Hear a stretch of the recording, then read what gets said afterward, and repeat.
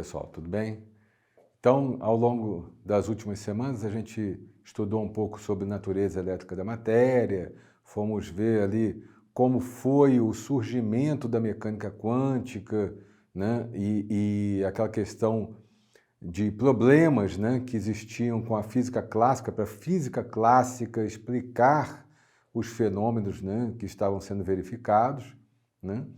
E a ideia hoje é da gente estudar um pouquinho, né, e fazer essa revisão, basicamente, de modelos atômicos, que com certeza vocês já conhecem muito bem, mas que a gente vai dar um foco mais específico dentro daquele âmbito, né, de chegar realmente na mecânica quântica, né, não clássica, né? Então, a gente fala aí de Thomson a Sommerfeld, né? E vamos olhar com mais detalhes alguns desses modelos, tá? E tentar entender, né, como que esses modelos vão se encaixando dentro daquela evolução, né, que nós vimos na última aula, tá? Então, o modelo de Thomson, né, é aquele modelo que vocês já conhecem como modelo do pudim de passas, né? Onde dentro de uma esfera você encontraria ali cargas elétricas negativas, né? Espalhadas por toda essa esfera, que seriam as supostas passas ou passas na tradução para o português, né? Originalmente a gente acaba falando de pudim de passas, mas que lá do inglês realmente era pudim de ameixas, né? Enfim. E o Thomson, né, Sir, né, John Thomson, ganhou o Nobel em 1906 pelo seu modelo, onde os elétrons estariam, logicamente, carregados negativamente, estariam localizados no interior de uma distribuição contínua de carga positiva, né, de forma esférica e de raio de 10 a menos 10 metros. Então, observem que nesse modelo não existe núcleo, né? Se sabe de uma esfera positiva, mas ele entendia que toda aquela região, né, toda essa esfera seria, então, positiva, com essas ameixas ou passas, como vocês quiserem, com cargas negativas espalhadas por toda essa estrutura. Devido à repulsão mútua entre os elétrons, eles estariam distribuídos uniformemente ao longo dessa esfera. E aí é interessante a gente entender, porque lá no ensino médio, né, ou mesmo no início, né, na faculdade, vocês veem alguns modelos. O modelo de Thomson tem essa característica, o modelo de Rutherford tem aquela característica, beleza. Mas qual é o problema de cada modelo, né? Qual é a limitação de cada modelo? Porque você vai avançar para um novo modelo porque o anterior já não serve para explicar mais, né, aquelas evidências que estão aparecendo. Então, no caso do modelo de Thomson, né, vocês veem ali que ele está, né, a época aí, ele ganha o Nobel em 1906, né, onde a gente já viu que naquele momento já existe a quantização da energia, né, então alguns experimentos já estão mostrando claramente, né, que esse modelo não vai se sustentar por muito tempo, né? E não se sustenta por quê? Então vamos ver. Em um átomo, no seu estado fundamental, os elétrons estariam fixos em suas posições de equilíbrio, né, dentro desse modelo aí. Em um estado excitado, eles vibrariam em torno dessas mesmas posições. Então, isso é um problema porque, segundo a teoria do eletromagnetismo, né, já bem conhecida ali, né, por Maxwell, por Faraday, né, que a gente avança aí ao longo do século XIX, um corpo carregado, acelerado, emite radiação eletromagnética, né?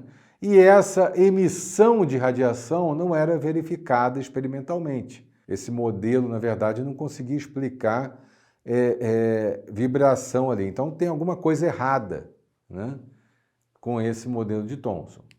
Então a ideia, né, de que um elétron vai se mover em uma órbita circular estável dentro do raio do átomo de Thomson, e que ele vai girar com determinada frequência e emitir, né, essa mesma frequência, ela é uma ideia meio errônea, né? Então, se supuséssemos, né, um raio diferente para a esfera de carga positiva, a gente também teria frequências diferentes. Então, cada átomo, né, com seu tamanho e com as suas frequências, certo? Mas o fato de um átomo de hidrogênio, segundo Thomson, ter apenas uma frequência de emissão característica é conflitante com um grande número de frequências que a gente observa no espectro de hidrogênio. Depois a gente vai verificar isso de novo, né? Mas é interessante, então, esse contraponto, né? Quando você vai olhar, o átomo de hidrogênio tem um elétron e um próton, beleza. Mas ele tem linhas de emissão que não correspondem a apenas uma frequência, tá? Então, isso seria um problema que o modelo atômico de Thomson não consegue explicar apropriadamente. E daí, então, a gente pensa, né, e avança para um novo modelo, que é o modelo de Ernest Rutherford, tá? O Rutherford já havia ganho um prêmio Nobel em Química, né, em 1908, quando ele propôs esse modelo, tá? E aí, em 1911, ele faz análise de experimentos sobre o espalhamento de partículas alfa, radiação ali com partículas alfa. Na verdade, ele já vinha, né, estudando isso ao longo dos anos, né, mas em 1911 ele consegue comprovar esse espalhamento das partículas alfa na famosa experiência com lâminas de ouro. E ele mostrou que, em vez de estar espalhado por todo o átomo, a carga positiva, né, como Thomson pensava, na verdade ela está concentrada em uma região muito pequena do átomo, que vai ser conhecida então como núcleo, lá no centro, né, dessa região. Então aí, basicamente, a gente registra o nascimento da física nuclear. Física nuclear, logicamente, referindo a núcleo, né? E é o primeiro momento em que a gente tem a noção de núcleo realmente, né?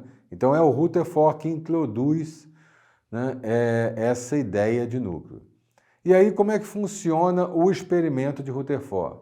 Observem que a gente tem aí o microscópio, né, uma folha ali de sulfeto de zinco, né, e basicamente o que você vê ao longo, né, dessa objetiva, você tem uma observação direta sobre essa folha fina, que é a folha de ouro.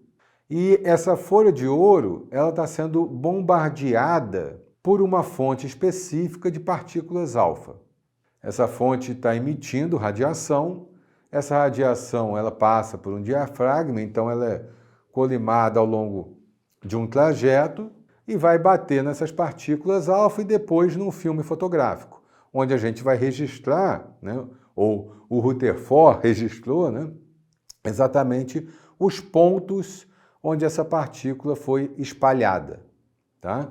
Então, observe que a partícula ela não sofre nenhum desvio de trajetória até chegar na folha, ok?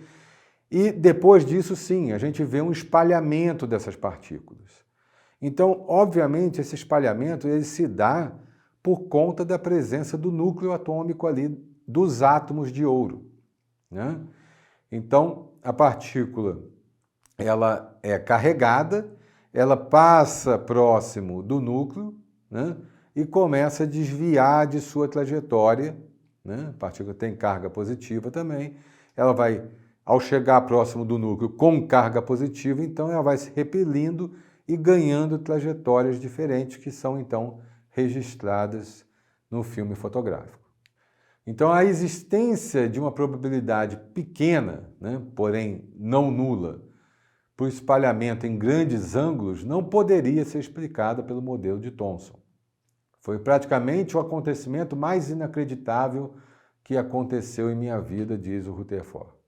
Nesse modelo, todas as cargas positivas desse átomo, toda a sua massa, né, basicamente, está supostamente concentrada em uma região pequena que é o núcleo. Então, lógico, a gente está falando ali de partículas, né, de átomos de ouro. Ora, o ouro tem número atômico 79. Então imagina, você tem um núcleo bastante denso, né, com toda a sua massa concentrada ali, com 79 prótons. Tá? E, né, essa forte carga, né, positiva, logicamente, facilita, né, no desvio dessas partículas alfa. Devido à forte repulsão coulombiana, né, essas partículas então são desviadas, e daí também o Rutherford tem uma estimativa do tamanho do raio do núcleo atômico, na dimensão ali de 10 a menos 14 metros. Então, isso é interessante porque não é só uma questão de comprovar que existe uma região no centro desse átomo, né, que é essencialmente positiva, mas ele também consegue estimar o tamanho desse raio nuclear e, consequentemente, do raio atômico. Então, observe que a gente está falando, né, de um novo modelo, né, e, logicamente, também é interessante a gente falar da estabilidade do átomo dentro desse modelo.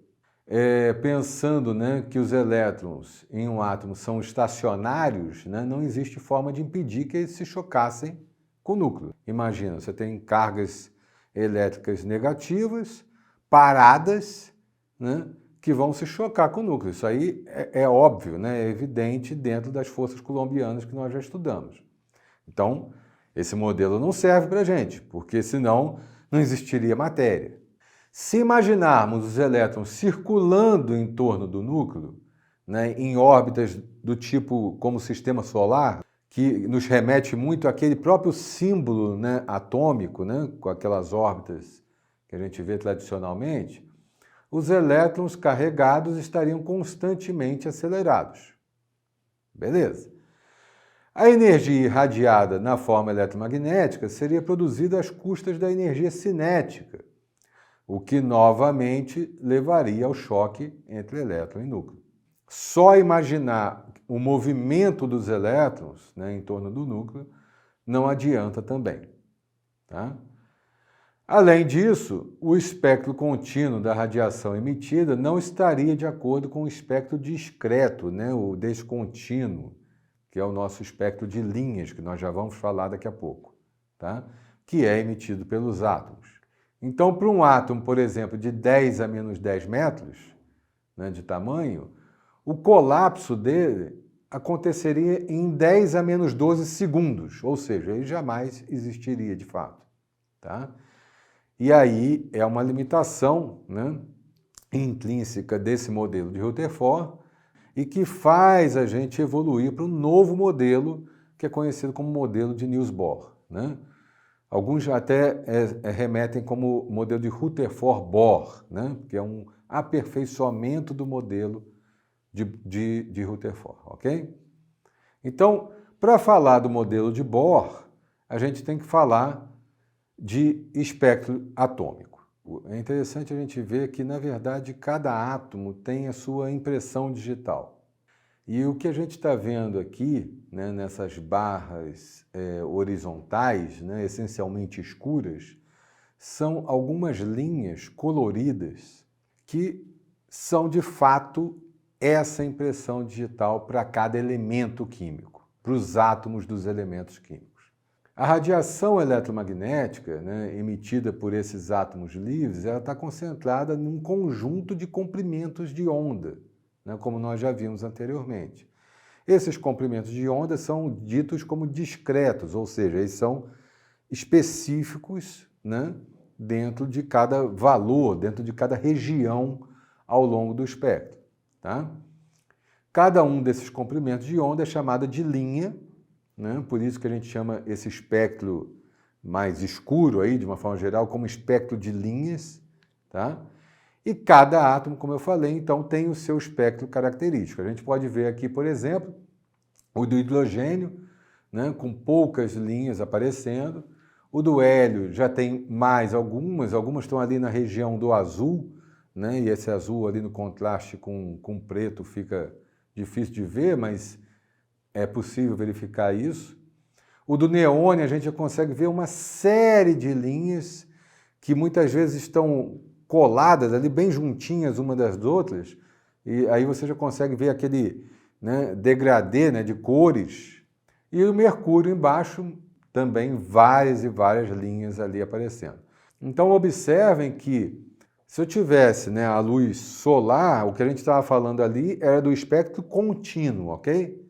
Que a gente viu lá, né, do infravermelho, né, ou seja, do vermelho ao violeta, né? Antes do vermelho vinha o infravermelho, né? Depois do violeta vinha o ultravioleta, mas dentro da região do visível, né, do vermelho ao violeta, tá? De 300 a 700 nanômetros, né, comprimento de onda. E aqui a gente tem exatamente a mesma região, por isso que essas linhas são coloridas, né, dentro de todo esse espectro aí.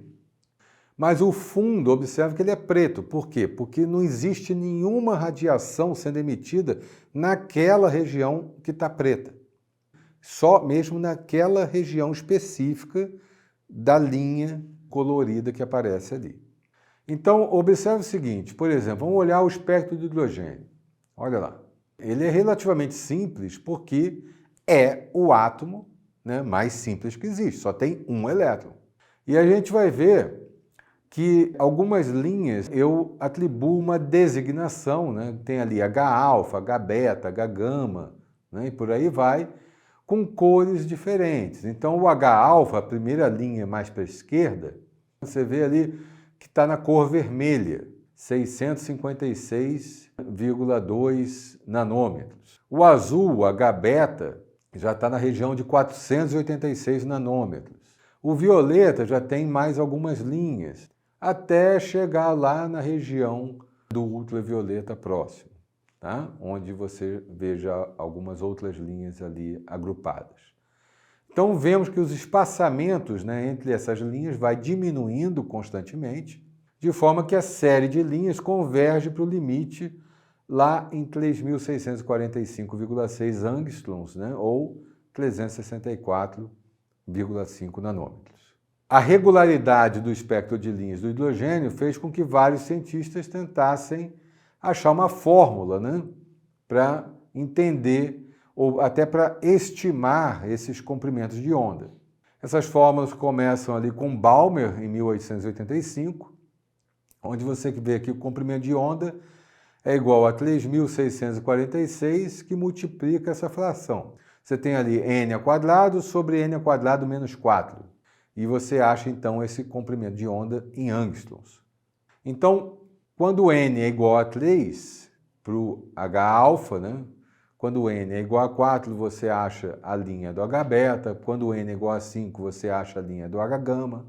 E aí você vai conseguindo prever, né, o comprimento de onda das 9 primeiras linhas da série, que a gente chama, então, de série de Balmer, por causa da sua equação.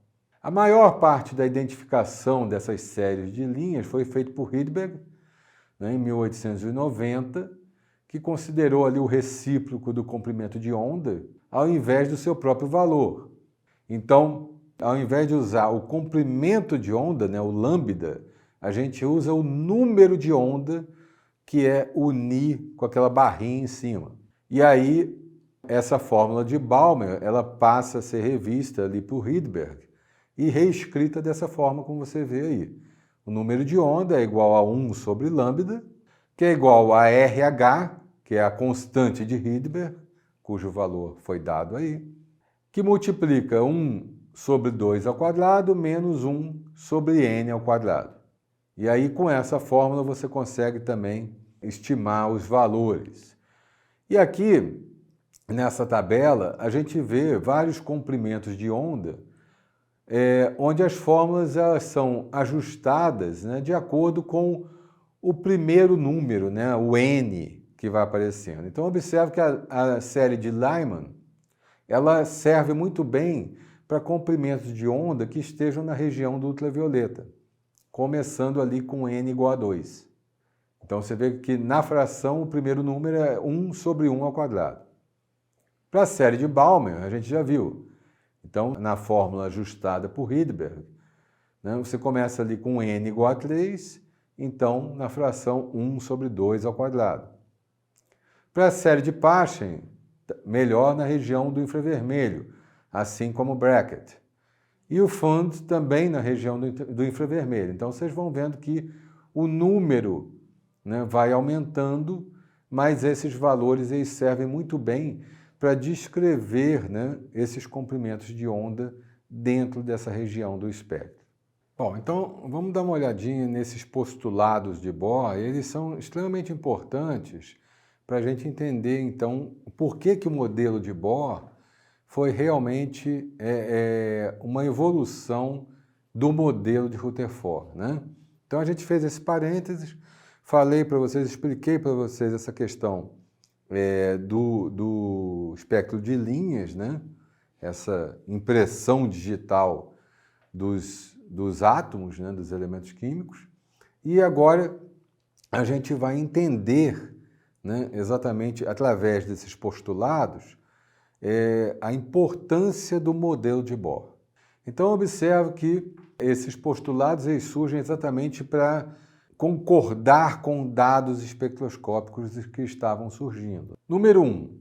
Um elétron em um átomo se move em uma órbita circular em torno do núcleo, né, atração coulombiana, obedecendo a mecânica clássica. Bom, a gente sabe já, né, já olhamos isso, que esse modelo, né, não é o ideal, né, é um dos problemas aí, mas vamos guardar esse problema para depois, tá? 2. Um elétron só pode, né, se mover em uma órbita na qual seu momento angular orbital, né, chamado de L, né, o L maiúsculo, é um múltiplo inteiro de h barra. O que é o h barra? H barra é a constante de Planck, h, sobre 2π. Então, a ideia do 2π, né, para a gente ter a noção de uma órbita inteira, né, circular, né, então você tem aí o que a gente chama de momento angular orbital. Né, o L, então, é múltiplo inteiro de h barra. 3. Apesar de estar constantemente acelerado, um elétron nessas órbitas não emite radiação eletromagnética. Sua energia permanece constante. Então, é aquela ideia de que o elétron está circulando, né, naquela órbita em torno do núcleo, mas, ao contrário do que se imaginava, ele não vai emitir radiação eletromagnética. Ele vai emitir radiação, olha lá o postulado 4, quando ele passa de uma órbita de energia EI para uma órbita com energia EF, né? Energia inicial e energia final. Uma órbita interna para uma órbita mais externa. Então, a frequência da radiação aí seria, né, essa subtração dessas energias sobre H, né? Ou seja, essas energias estão de fato quantizadas, né? A gente já tinha essa noção, tá? Então, vamos considerar, né, um átomo hidrogenoide. O que é um átomo hidrogenoide? Um átomo tipo hidrogênio, ou seja, a ideia é que seja um átomo que eu possa considerar ali que ele vai se comportar como o átomo de hidrogênio se comporta, tá? E por que isso? Por que é importante isso? Porque a equação de Schrödinger, né, na mecânica quântica, ela só tem resolução exata para o átomo de hidrogênio. Qualquer outra resolução que é feita para os demais átomos, ela faz o uso de várias aproximações matemáticas, tá? Então, quando a gente assume que a gente está estudando um átomo hidrogenoide, eu estou também assumindo que esse modelo vai ter resolução também exata dentro da equação de Schrödinger, tá? Embora eu só tenha mencionado na aula anterior rapidamente Schrödinger, a gente ainda vai ver isso, né, com mais detalhes nas próximas aulas, tá? Então, vamos considerar um átomo hidrogenoide de carga mais EE, né, e massa m, e um elétron de carga menos E, tá? E massa m minúsculo ali. Tá? Supomos que esse elétron gira em torno do núcleo, em uma órbita circular, o núcleo está fixo no espaço e a massa do elétron é desprezível. Então, a condição de estabilidade mecânica ela vai ser dada dessa forma, por essa equação. Eu tenho todo um termo ali, que é o termo relacionado à força coulombiana sobre o elétron, porque Observe que esse termo tem ali uma fração que é 1 sobre 4πε0, então eu estou considerando ali no ε0, inclusive, a permissividade do meio, né? O z é ao quadrado sobre R2, então aí eu tenho a dimensão de carga sobre raio, né? Ou seja, densidade de carga de uma forma geral.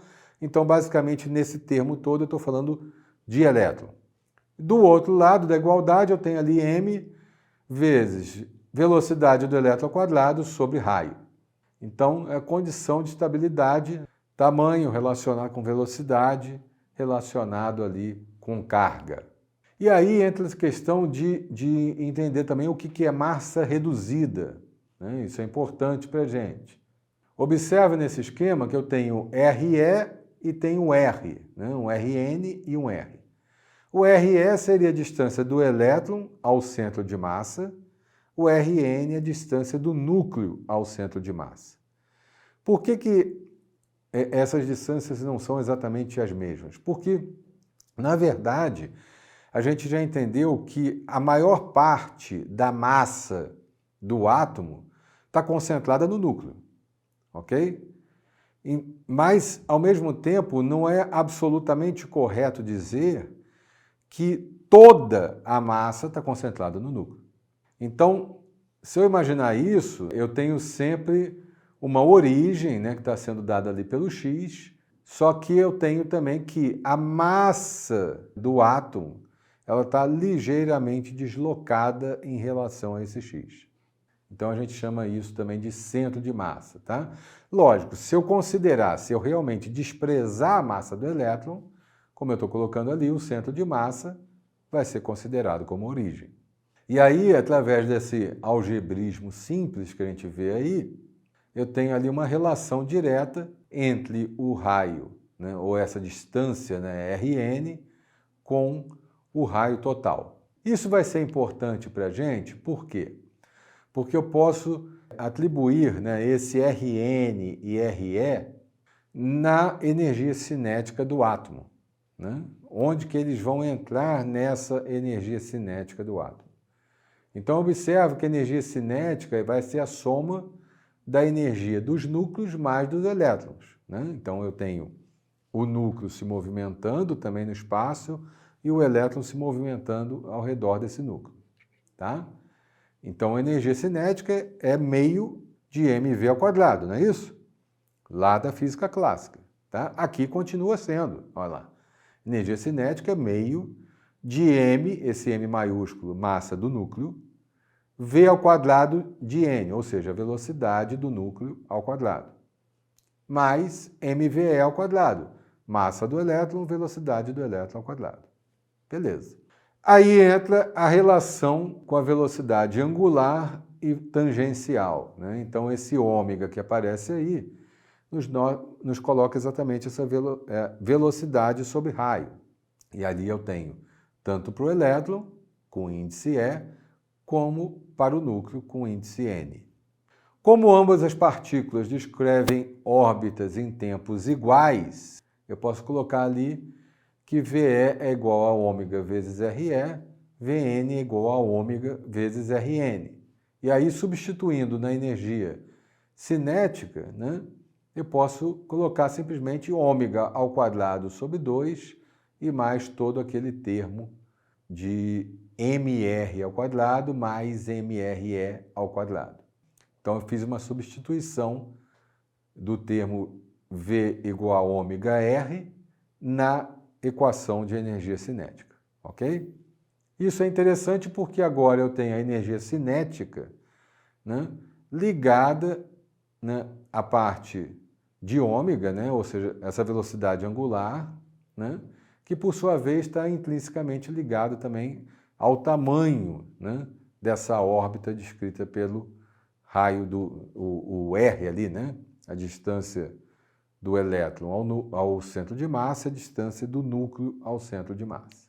Se a gente olhar com mais cuidado e introduzindo a questão, né, que a gente viu no slide anterior, da massa reduzida, e rearranjando toda essa equação, vocês vão ver que a gente vai chegar numa equação bem mais simples, onde eu tenho ali energia cinética igual a μ sobre 2 ômega R ao quadrado. O que é o μ?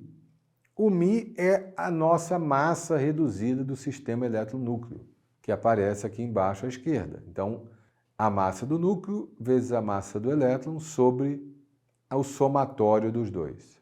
E aí, se você aplicar isso para o sistema eletronúcleo do hidrogênio, a gente chega numa massa reduzida de 0,999 vezes a massa do elétron. Tá? Então, esse valor, ou seja, extremamente próximo de 1, condiz com o que realmente a gente tem, que a massa atômica do hidrogênio é igual a 1, uma unidade de massa atômica. Tá? Então, a massa reduzida, ela realmente nos dá a dimensão perfeita do sistema elétron-núcleo. Tá? E para entender, então, a massa total, ou essa massa atômica que a gente atribui aos átomos, ok? Olha só, o que é exatamente o momento angular orbital, Como eu tinha falado antes, ele é dado pela letra L, maiúsculo. Eu estou usando ali um símbolo de um vetor em cima, porque realmente ele tem essa representação de ser uma resultante de um vetor. Então você tem ali R, o vetor R vezes o vetor P. O que é isso? Olha só, o momento angular orbital do elétron ele é dado por μVr, ou seja, massa reduzida, vezes a velocidade dele, vezes o raio. Ele deve ser uma constante, pois a força que atua sobre o elétron é uma força central. Então a gente consegue ver nesse esquema A o raio, desenhado ali, e a outra setinha, o outro vetor, referente ao P, que seria o momento linear. Então, μVr é igual a NH barra. O que é isso? Eu estou dizendo que o momento angular orbital, ele está quantizado, ou seja, ele é discreto, ele depende dos números inteiros, n igual a 1, igual a 2, igual a 3, e por aí vai. Se vocês observarem na figura abaixo, a gente tem ali o L como uma resultante de RP, mostrando exatamente o vetor L ali para cima desse círculo. Então, a gente obtém o V, substitui, e aí você tem ali ZE ao quadrado. Vamos lá para o final já, substituindo tudo, você tem ali 4πε0, n ao quadrado, esse número inteiro, o número quântico, que corresponde para a gente ao número quântico principal, ok? Que vocês já conhecem. O h barra ao quadrado, então, o h barra h sobre 2π, sobre μr, a massa reduzida, vezes R. Então, observe, se eu quiser calcular o R, faço um rearranjo ali, chego nessa equação, tenho essa outra equação para velocidade, ou seja, eu consigo estimar valores tanto para o tamanho do átomo, quanto para a velocidade desse elétron em torno do núcleo. A quantização do momento angular restringe as possíveis órbitas circulares àquelas dadas por R. Então, eu não posso ter uma órbita que seja diferente de qualquer valor que a gente vá calcular ali em torno do R. Então, o R, por exemplo, 5,3 vezes 10 a menos 11 metros, o que dá aproximadamente 0,5 angstroms. Seria um R aproximado, um valor bem razoável, que é conhecido como o raio de Bohr. Tá? É um valor importante que entra em vários cálculos dentro da mecânica quântica. Então, os postulados de Bohr prevêem um raio atômico bastante razoável para o hidrogênio, que é esse 0,5 angstrom. O menor raio seria aquele, lógico, com n igual a 1, no estado fundamental, então, do hidrogênio. A velocidade do elétron dá ordem de 10 a 6 metros por segundo. Para grandes valores de Z, se eu aumento o número atômico, a velocidade se torna relativística. Então, eu já tenho um modelo aí que não serve para explicar. Aí já entra em relatividade, já na teoria de Einstein, a gente não tem, né, a aplicação real desse modelo aqui.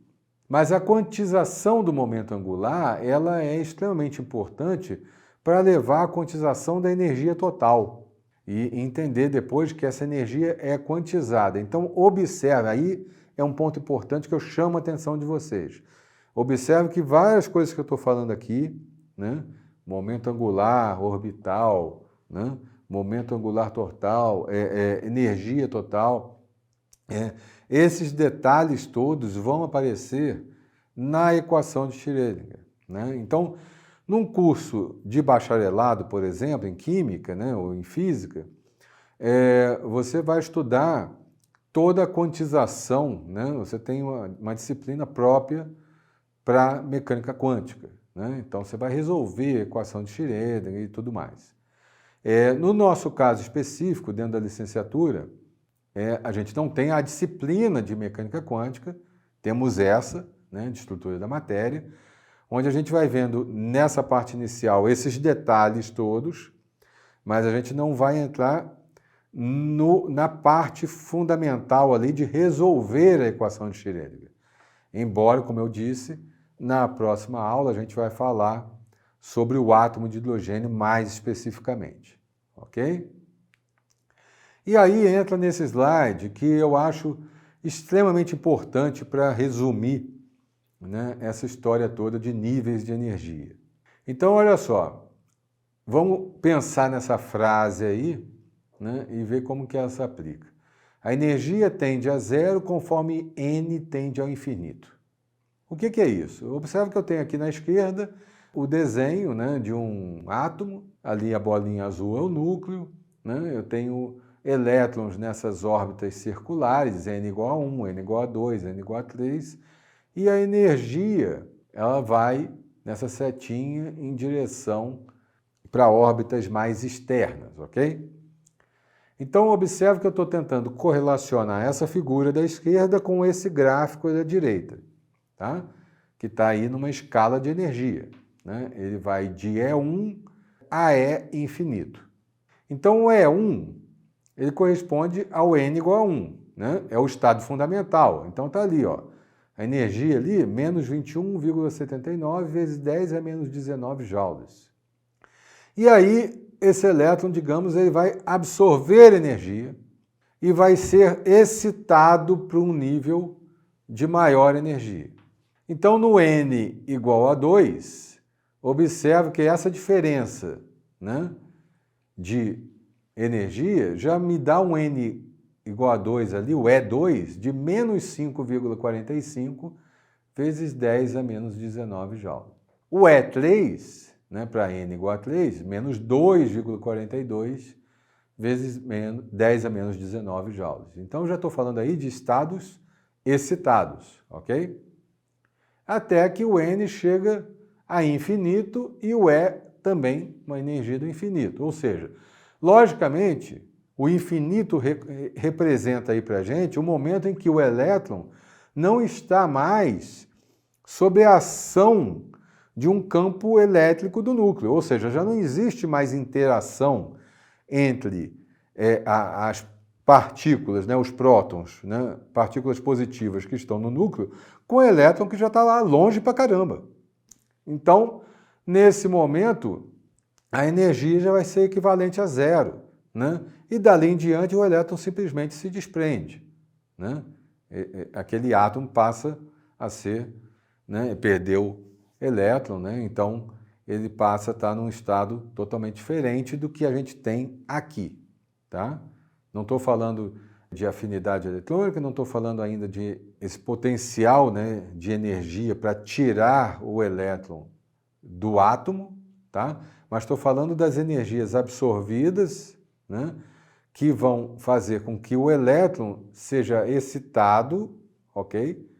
A um diferente estado de energia, e aí eu posso, de uma forma inteligente e usando, né, esse conhecimento que a gente viu nessa aula, calcular qual que vai ser essa diferença de energia e calcular em que região do espectro a gente vai esperar ter uma linha, né, colorida.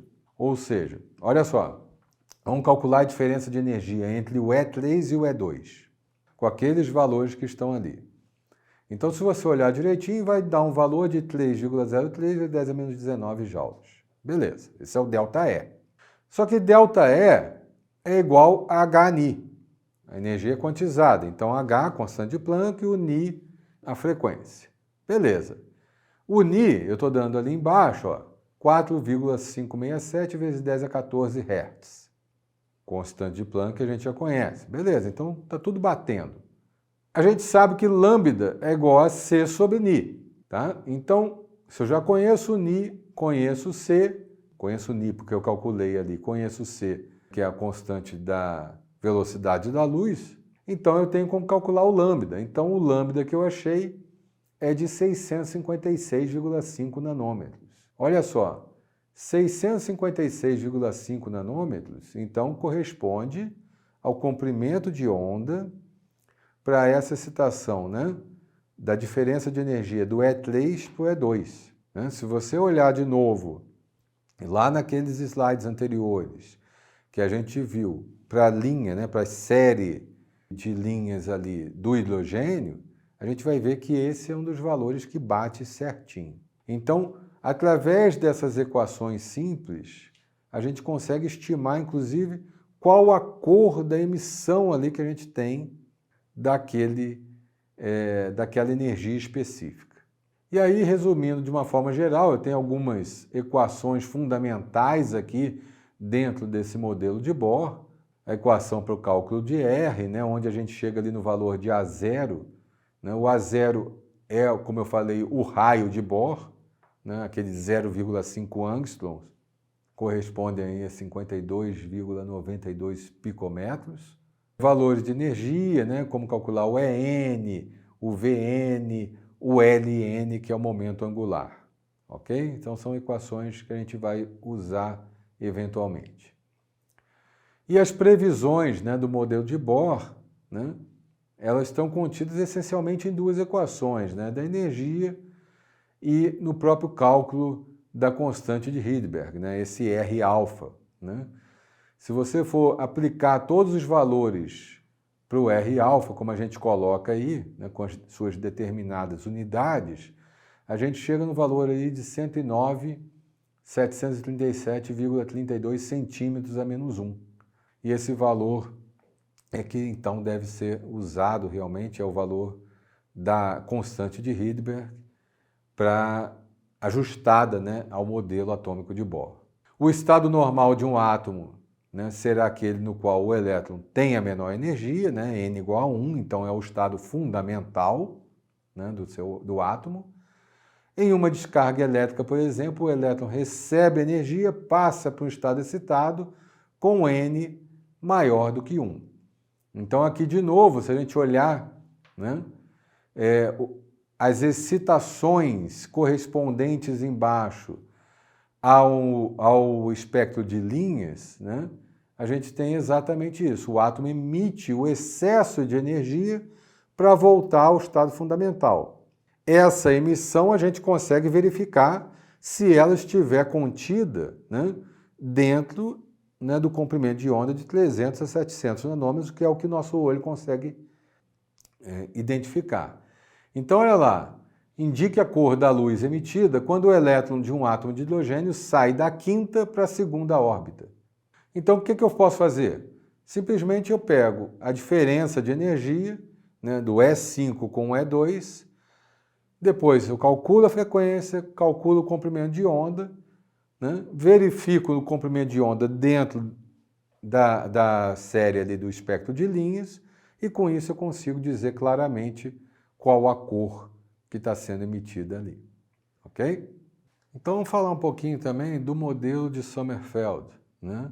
Eu falei lá no início, de Thomson a Sommerfeld, tá? Mas só para a gente dar uma pincelada aqui, né, e mostrar que, na verdade, Sommerfeld ele faz uma correção também dentro do modelo atômico de Bohr, onde aparecem as órbitas elípticas, né? Então, na verdade, o modelo de Bohr considerava que o átomo, né, as órbitas dos elétrons em torno do núcleo, seriam circulares, mas Sommerfeld mostra que essas órbitas, na verdade, são elípticas.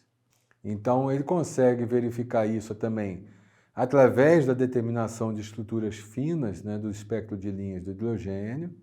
É bom que a gente entenda aí que Sommerfeld, né, na verdade, todo esse pessoal, né, Rutherford, Bohr, Sommerfeld, próprio Thomson, eles são contemporâneos, né, a gente viu isso na aula anterior, e isso é importante porque um vai desenvolvendo, né, ou vai aperfeiçoando o modelo de outro em cima de algumas observações que o outro não fez.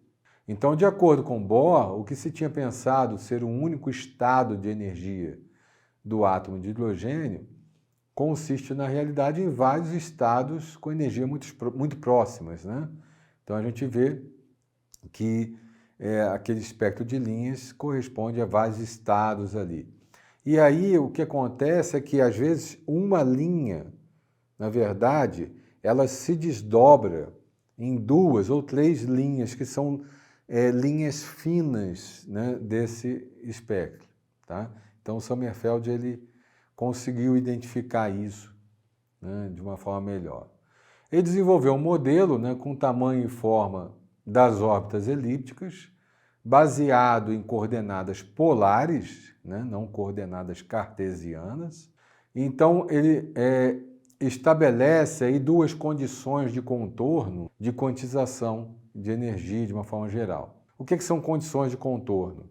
A gente usa esse termo, na verdade, para mostrar limitações. A gente pode ir até um determinado ponto, até outro determinado ponto. Então, a gente estabelece limites dentro do que a gente pode especificar esse modelo. E aí ele estabelece condições de contorno ali para o momento angular, né?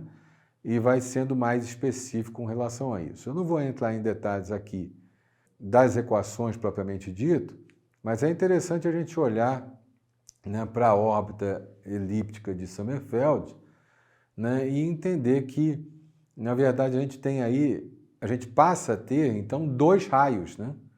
Eu tenho um raio maior, que é ali o A, que na verdade é aquela distância entre as 2 extremidades mais distantes, né? E o B, que é a distância entre uma linha paralela, né, tangencial, traçada logo ali acima, com essa linha imaginária do A. Então, aí eu posso estabelecer o raio atômico, né? Eu posso estabelecer isso também em função, logicamente, da massa reduzida do sistema. Então, é uma releitura do modelo de Bohr, só que introduzindo a questão de órbitas elípticas, né, dentro de condições de contorno específicas de quantização de energia. Então, logicamente, o Bohr, através dos seus postulados, já mostrava isso, né, a questão da quantização de energia. Sommerfeld mantém isso, né, mas o seu modelo específico é mais detalhado, digamos assim. Tá? E através desse detalhamento, ele consegue, então, como eu disse, descrever a separação, né, dessas linhas para os átomos, né, no espectro descontínuo, né, o espectro de linhas dos átomos. Ou seja, às vezes você está olhando uma linha fina ali, mas essa linha, na verdade, ela se divide em 2, 3 linhas. Tá? E isso tem uma implicação para a gente bem interessante dentro da espectroscopia também. Tá? Que a gente pode voltar, na verdade, a falar sobre isso lá na frente, né, na parte final do curso, quando a gente estiver analisando a espectroscopia eletrônica. Tá?